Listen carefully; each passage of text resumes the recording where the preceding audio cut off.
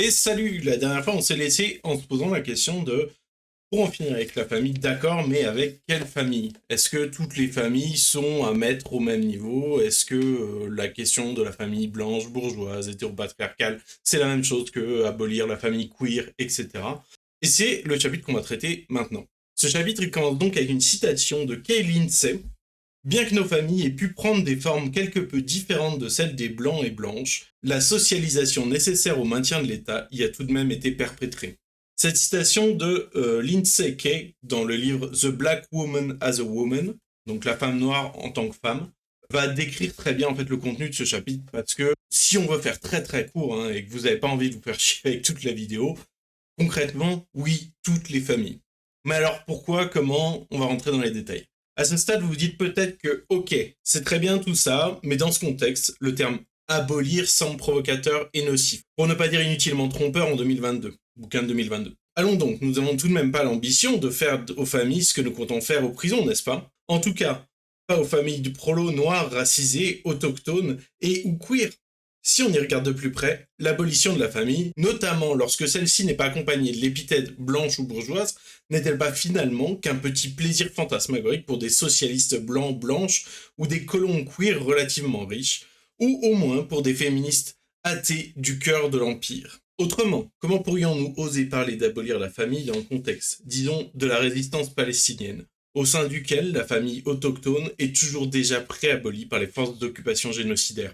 Comment peut-on parler d'abolir la famille aux personnes détenues dans les camps de réfugiés, volontairement séparées de leurs proches, qui fuient le Salvador, le Guatemala, le Soudan, la Colombie, la Syrie, le Yémen ou l'Afghanistan? Comment peut-on attendre des personnes LGBT qu'elles adhèrent à un programme qui semble exiger d'elles qu'elles renoncent à accéder aux mêmes droits de visite à l'hôpital et aux mêmes technologies de procréation que les hétérosexuels?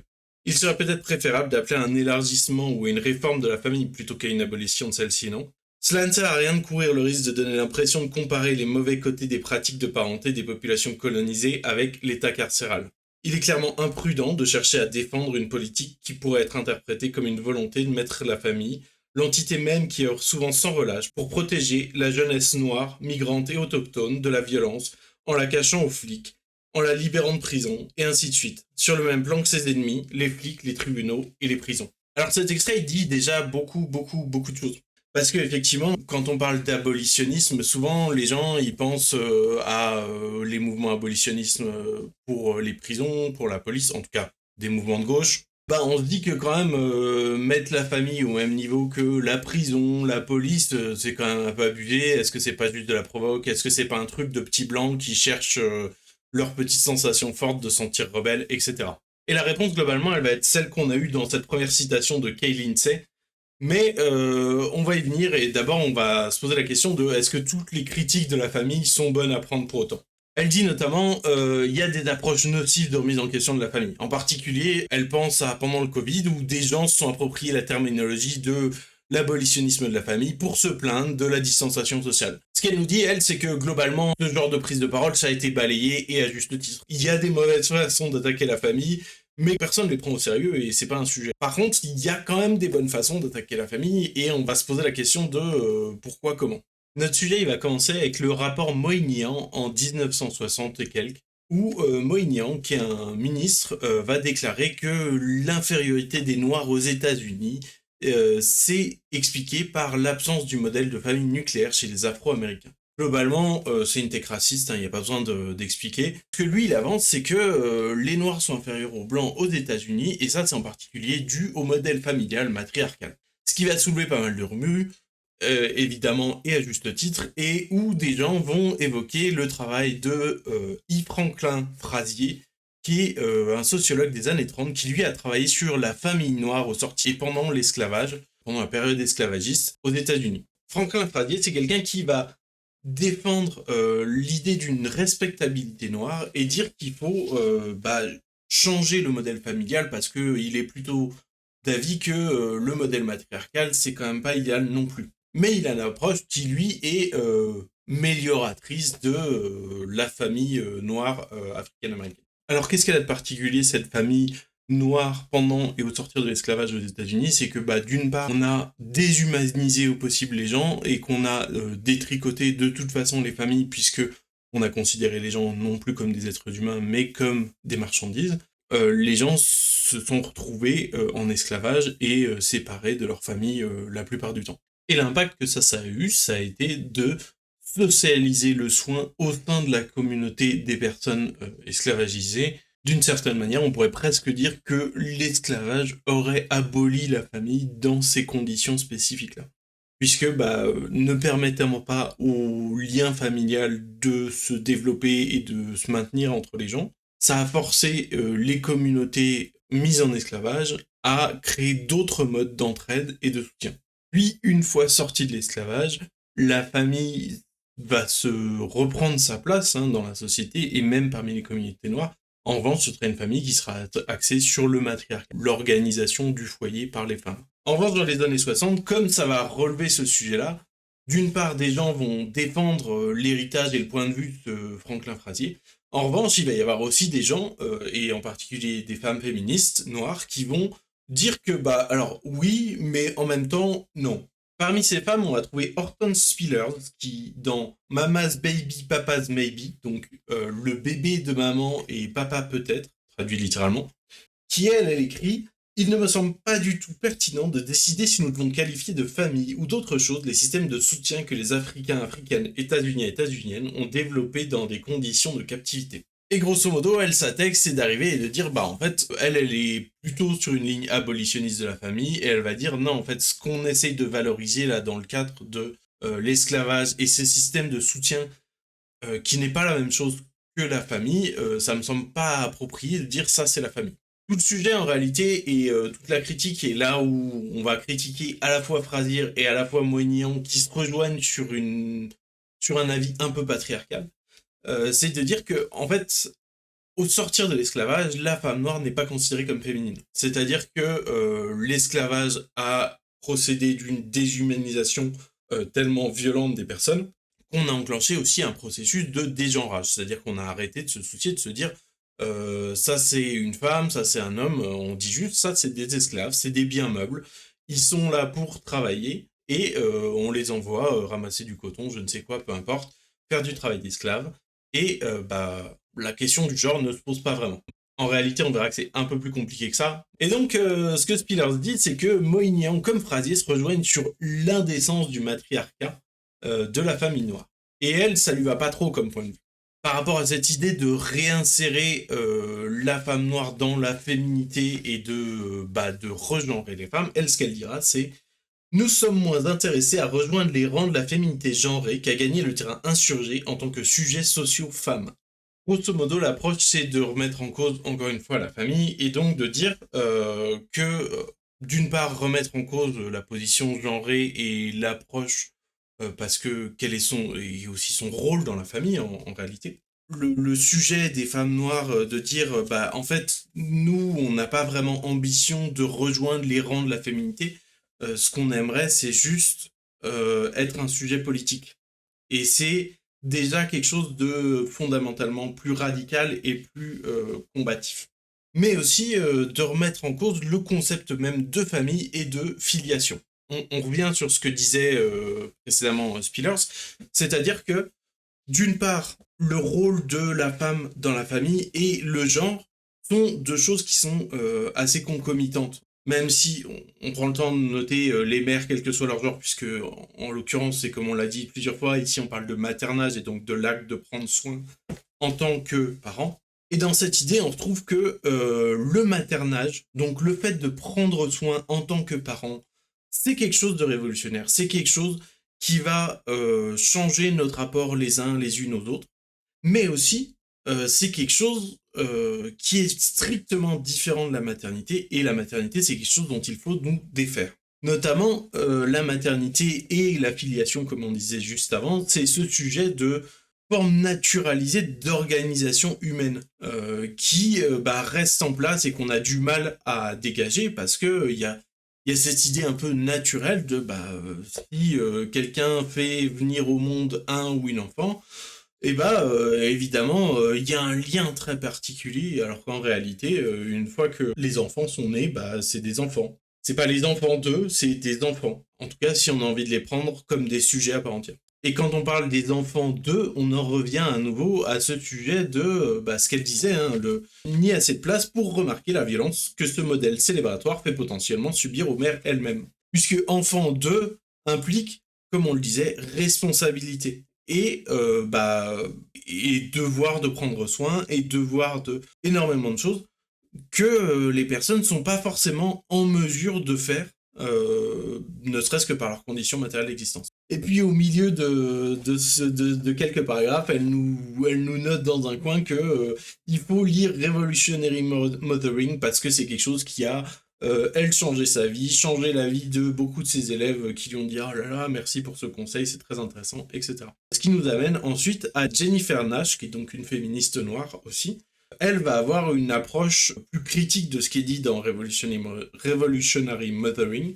Elle dit « En tant qu'intellectuelle féministe noire, reconnaît prudemment Nash, je reste à la fois séduite et sceptique face à la représentation de la maternité noire comme radicale et révolutionnaire, comme spirituelle et transformatrice. Les visionnaires contemporaines tels qu'Alexis Pauline Gumbs font reposer ces connaissances selon lesquelles le maternage noir est queer, sur des bases solides établies par l'immense précurseuse des études queer, Cathy Cohen, qui propose de combattre l'émoussement de la queerité en la rattachant aux punk, camionneuses et reines des allocs. Mais même lorsque les prisons et l'austérité de l'assistante sociale sont placées au centre de ce cadre analytique, comme nous l'avons mentionné, je ne sais pas si les discours que nous avons tendance à rassembler sous les intitulés queer, noir et justice reproductive nous aident réellement à identifier les structures d'oppression que les milieux du maternage noir et queer ou les mères noires et queer peuvent elles-mêmes perpétrer.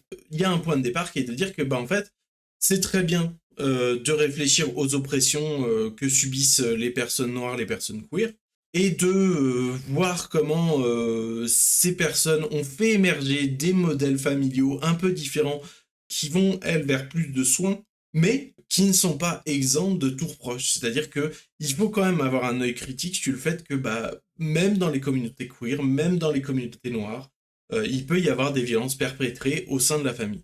Et ça amène le sujet toujours de la critique de la famille et cette critique radicale qui est de dire que la famille en tant que telle, c'est déjà un problème. Et il y a quelque chose là qui va passer par l'écoute notamment des enfants. C'est-à-dire que pour comprendre ce qui est problématique et ce qui est des rapports d'oppression au sein de la famille, bien souvent les personnes oppressées sont les enfants. Et il faut donc écouter les personnes oppressées au sein de la famille, que ce soit une famille noire, que ce soit une famille queer, ou même que ce soit une famille blanche, hétéro, cis, patriarcale, et tous les adjectifs de l'enfer que vous voulez rajouter derrière.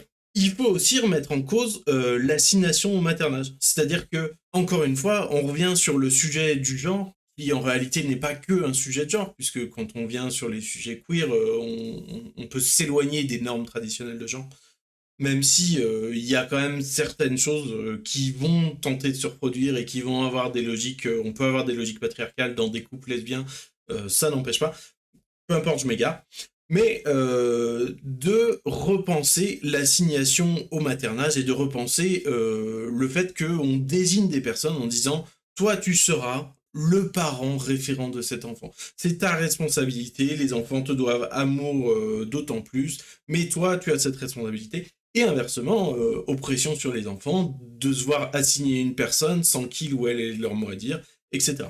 Elle dit notamment que la valorisation de la femme noire queer, ça amène une injonction qui est celle de la femme noire et queer en tant que sujet productif et non destructeur. Alors qu'est-ce que ça veut dire ça? C'est encore une fois cette idée que vouloir associer le fait de dire les femmes sont naturellement plus douces, c'est de la misogynie. Et de la même manière, même ces gens qui essaient d'avoir des discours un peu pro-femmes chelous en disant ah mais si seulement les femmes étaient au poste de pouvoir dans les différents états, il n'y aurait plus jamais de guerre. C'est tout autant de l'essentialisme, c'est tout autant de la naturalisation des comportements et c'est tout autant de la misogynie. Et bien ça c'est la même chose. C'est-à-dire que assigner les femmes noires et queer au maternage et aux soins, c'est aussi leur donner une case et leur dire « toi, ton rôle social, il doit être là-dedans. Tu n'as pas le droit de sortir de cette case-là. » Et puis, on arrive un peu au point un peu de la contradiction, entre guillemets, puisqu'elle nous parle de Hazel Carby, qui publie un article qui s'appelle « Femmes blanches écoute », dans lequel elle va dire que, alors d'accord, la famille, c'est un lieu d'oppression, mais c'est aussi un lieu de résistance. Quand on va parler de la famille comme outil de résistance face en particulier au racisme, mais pas que. Et notamment, ce point, il est relativement important parce que ce que nous dit Sophie Lewis, c'est que on ne peut pas réellement penser l'abolition de la famille sans penser ce que la famille permet aussi notamment. C'est-à-dire que si, malgré tous ces torts, la famille permet de protéger du racisme des communautés entières, petites communautés, hein, qu'on appelle des familles, elle a ce mérite-là. Et avant d'abolir réellement la famille, il faut aussi être en mesure d'apporter une solution et pas simplement d'abolir cette résistance qu'ont les personnes racisées. Ce qui amène la question qu'on se pose en sous-texte depuis le début. Il nous faut alors nous poser la question suivante. La famille de qui sommes-nous en train d'abolir? Mais là encore, la réponse n'est peut-être pas celle à laquelle nous attendons. Celle que formule en tout cas Tiffany Letabo King est de dire « Même si je connais le bonheur et parfois la difficulté d'exister au sein d'une formation qui doit être constamment remodelée, et même un jour abolie, afin d'offrir assez d'amour et assez de place pour pouvoir se confronter à sa propre violence, tout en continuant d'accueillir toutes celles qui désirent son étreinte, il se peut qu'il nous soit nécessaire de la dépasser. Alors que je critique la famille et que je suis résolu à discuter de ses limites, et même de son élimination, je célèbre la créativité dont continuent de faire preuve les descendantes noirs des communautés captives, dans leurs différentes manières de réinventer et de conceptualiser les relations. Je resterai toujours engagé dans cette entreprise noire. Même en tant que féministe noire, elle, son approche, c'est de dire que très bien, ça apporte des soutiens, mais ça n'empêche que il va falloir dépasser ce modèle. À ça vient s'ajouter l'approche de Barrett et McIntosh, qui disent, en fait, il faut déjà se poser la question de savoir si ces bonnes choses qui arrivent et qui proviennent de la famille, est-ce qu'elles proviennent réellement de la famille ou est-ce qu'elles proviennent et qu'elles survivent en dépit d'elles? Grosso modo, est-ce que si on enlève la famille, est-ce qu'on va réellement enlever la solidarité entre les personnes racisées qui vont se protéger les unes les autres face au racisme de l'État notamment? Et donc pour répondre à la question du réformisme ou de l'abolitionnisme de la famille, ce qu'elle nous propose, c'est de dire que la famille, globalement, c'est un mécanisme combiné et inégal de violence et d'épanouissement. Alors qu'est-ce qu'elle nous apporte cette définition? Elle nous apporte de dire que on va reconnaître d'une part les opportunités d'épanouissement et d'autre part les opportunités de violence au sein de la famille. Donc d'avoir ce truc nuancé. Mais en revanche, il y a un truc qui est très important, c'est la combinaison des deux qui fait que c'est pas uniquement l'un ou uniquement l'autre. En général, il y a des deux. Mais aussi, et là c'est important, un mécanisme inégal. Et donc ce mécanisme inégal, c'est quelque chose qu'on va vouloir du coup abolir, puisque d'un point de vue égalitaire, d'un point de vue émancipateur, il y a une violence d'égalité des chances, d'égalité dans le cadre de vie, de permettre que certaines familles vont avoir la chance d'être une bonne famille, quand d'autres n'auront pas cette chance-là. Et donc, pour en revenir à la question de la famille coloniale, nucléaire, blanche, cis-hétéro-patriarcale, il y a deux choses. Il y a cette idée, d'une part, qu'il y a un risque d'idéalisation et de survalorisation, qu'on a déjà un peu exploré, au final, sans vraiment le dire, quand on s'est posé la question de se dire, ok, mais l'assignation de la femme noire, queer, aux soins des enfants, aux soins des personnes autour d'elle, c'est déjà une violence contre cette personne. Et en plus de ça, cette idéalisation, elle va permettre de passer sous silence un certain nombre de violences qui sont perpétrées au sein de cette famille-là par ces personnes aussi oppressées qu'elles puissent être par ailleurs. On peut se poser la question de se dire, ok, mais c'est quoi notre légitimité à dire qu'il faut émanciper les gens en Inde qui ont un format familial qui est probablement très différent de celui qu'on connaît ici en France? Quelle est notre légitimité à aller porter un combat et de dire nous on arrive, on va vous sauver de la famille. Alors elle, ce qu'elle dit, c'est déjà l'idée c'est pas d'avoir un impérialisme là-dessus et de porter cette vision en disant il faut abolir contre la volonté des gens la famille. Mais d'une certaine manière, toute famille est quelque part une famille blanche, hétéro, cis, patriarcale et coloniale. Alors pourquoi on dirait ça? Mais s'il est vrai que la blanchité, l'empire et l'hétérosexualité sont des éléments importants de la famille, sa caractéristique la plus fondamentale, comme le souligne Cathy Weeks, est la privatisation du soin et de l'attention. Un processus d'enclosure auquel les familles de toutes sortes participent sans même le vouloir. C'est pourquoi, alors la famille doit être abolie, même lorsqu'elle est voulue, idéalisée, valorisée et incarnée par des personnes qui ne sont ni blanches, ni hétérosexuelles, ni bourgeoises, ni colonialistes. Comme vous pouvez le voir, cette dernière proposition est celle qui, selon moi, est la bonne.